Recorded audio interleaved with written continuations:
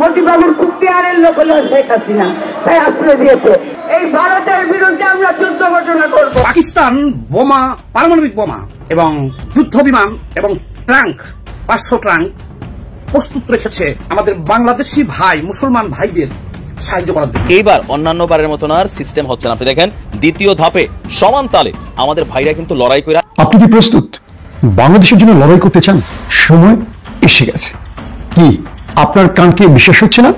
জি, আপনার কান, আপনার চোখ, আপনার বিবেককে এবার প্রস্তুত করুন এই সত্য সংবাদটি শোনার জন্য। এবার বিড়ালের সাথে যুদ্ধের জন্য সিংহের গর্জন। ডক্টর মোহাম্মদ ইউনূস গর্জন। ভারত কেন বাংলাদেশকে দখল করতে পারবে না?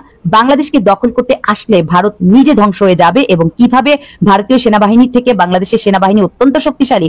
আসসালামু আলাইকুম রহমতুল্লাহি ওয়া বারাকাতুহু। সম্মানিত দর্শক, চতুর্দিকে শুধু হানাহানি, যুদ্ধের ঘোষণার ডাক, কারো মুখে শত্রুর বলি, কারো মুখে বয়ে যাচ্ছে বাংলাদেশের প্রশংসা, কেউ করছেন ভারতের দাদাবাবুদের দালালি।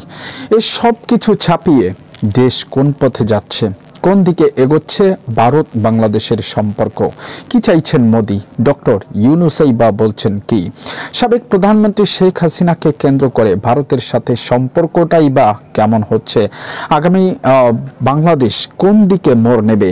বাংলাদেশ কি পাকিস্তানের সাথে যুক্ত হতে যাচ্ছে, নাকি ভারত তাদের দ্বন্দ্ব মিটিয়ে বাংলাদেশে নতুন সাম্রাজ্য রাজত্ব করার চেষ্টা করবে? মোদী সরকার নিজের আসন রক্ষা করার জন্য, নিজের গদি ঠিক রাখার জন্য, নিজের সরকারকে ঠিক রাখার জন্য শেখ হাসিনাকে দেশে ফিরিয়ে দিবে, নাকি ডক্টর ইউনূসের সাথে চরম হতাশাজনক ভাব কাটিয়ে নতুন এক শত্রুর খাতায় নাম লেখাবে? সেটা হচ্ছে ভারত এবং বাংলাদেশের যৌথ খাতা। দর্শক, এই সব কিছু থাকছে আজকের ভিডিওতে, ধৈর্য সহকারে দেখতে থাকুন সম্পূর্ণ ভিডিওটি। প্রথমেই বলে রাখা ভালো সম্মানিত দর্শক, সাবেক প্রধানমন্ত্রী শেখ হাসিনা বাংলাদেশি স্বৈরশাসক হিসেবে পরিচিত, যিনি 5ই আগস্ট বাংলাদেশ ছেড়ে ভারতে আশ্রয় নিয়েছিলেন। পৃথিবীর কোনো অঞ্চলে কিংবা কোনো রাষ্ট্রেই তাকে সাহায্য সহযোগিতা করা হয়নি, কোনো রাষ্ট্রে তাকে থাকার সুযোগটি পর্যন্ত করে দেওয়া হয়নি। যুক্তরাষ্ট্র বলেন, আমেরিকা, যত যা কিছুই বলেন, যুক্তরাজ্য বলেন না কেন, সিঙ্গাপুর বলেন না কেন, মালয়েশিয়া, যেখানেই খুশি তিনি যেতে চেয়েছিলেন, কিন্তু কোথাও তিনি যেতে পারেননি, কোথাও ঠাঁই পাননি। সর্বশেষ ভারতে আশ্রয় দিয়েছেন মোদী সরকার। তবে এই মোদী সরকার সাবেক প্রধানমন্ত্রী শেখ হাসিনাকে আশ্রয় দিয়েই যেন সবচেয়ে বড় ভয়ঙ্কর বিপদ ডেকে আনলো ভারতের জন্য। ভারতও হুমকি দিচ্ছিল পরপর লাগামহীনভাবে, তবে সে সকল হুমকি যেন উড়ে গিয়েছে।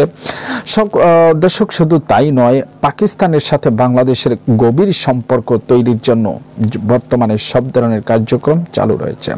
আপনারা ইতিমধ্যে জানেন যে ভারত থেকে বর্ডার বন্ধ করে দেওয়া, ভারত থেকে পেঁয়াজ, তেল, রসুন যাহা কিছু আছে না কেন সব কিছু বন্ধ করে দেওয়া হয়েছে। তবে এসব কিছু বন্ধ করে দিলেও কোনোভাবেই থেমে নেই বাংলাদেশ।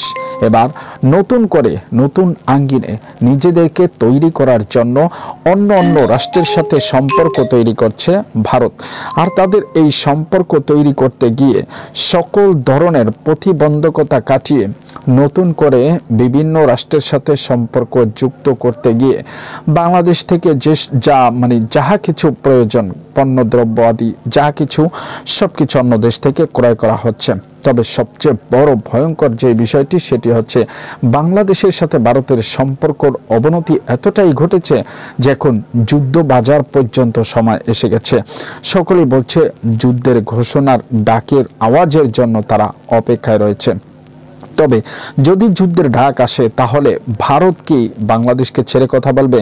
এদিকে পাকিস্তান বাংলাদেশের হয়ে ভারতকে ইতিমধ্যেই হুমকি দিয়েছে এবং ভারতের বিভিন্ন রাজ্যে দখলের জন্য পায়তারাও করছে। ওইদিকে চীনও ভারতকে কঠিন হুমকি দিচ্ছে। কি হয় শেষ পর্যন্ত দেখাবো পরবর্তী ভিডিওতে।